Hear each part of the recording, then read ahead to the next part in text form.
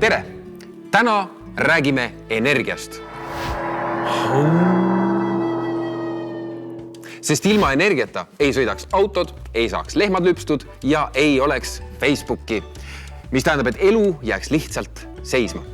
Sellepärast tehakse Euroopa Liidus üha rohkem energiaalast koostööd ehk arendatakse Energialiitu. Energialiidu üks tähtsamaid eesmärke on tagada energiavarustuskindlus, et kodus ikka pirn põleks ja telekas käima läheks, selleks peab elektrivarustus olema kindel.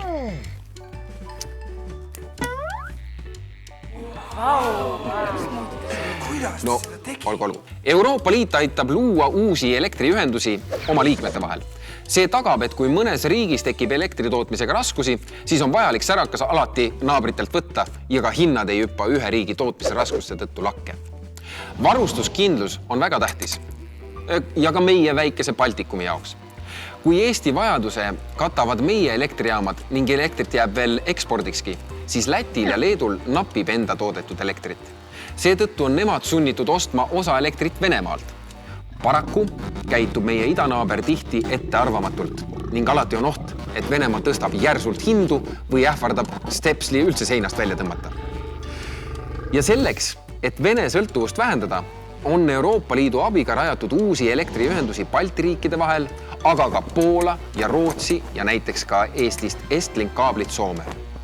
Lisaks elektrile aitab Energialiit parandada ka Euroopa varustamist gaasiga. Täna sõltub Euroopa Liit Vene gaasist. Moskva on aga korduvalt kasutanud gaasikraanide kinnikeeramist suure majandusliku malakana, et oma tahtmist teistele peale suruda. Seetõttu toetab Euroopa Liit uute gaasi impordi võimaluste loomist. Näiteks rajatakse laevadega transporditava LNG gaasiterminale ja uusi gaasitorusid liikmesriikide vahel. Paremad ühendused ei tõsta ainult energiajulgeolekut. Nii tekib ka suurem ühine energiaturg. Eriti tähtis on see elektri puhul. Riikide vahel on nii võimalik vabalt energiat osta ja müüa.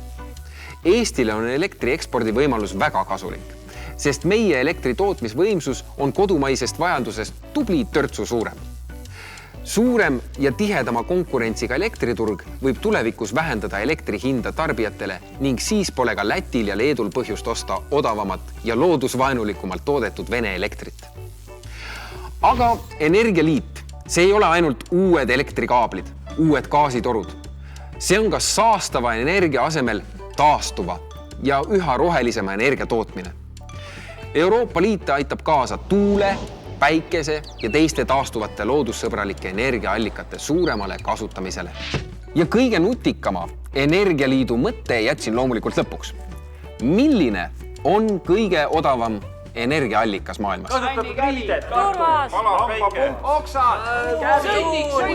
Aga siiski jah, tegelikult on kõige soodsam energia hoopis energia kokkuhoid.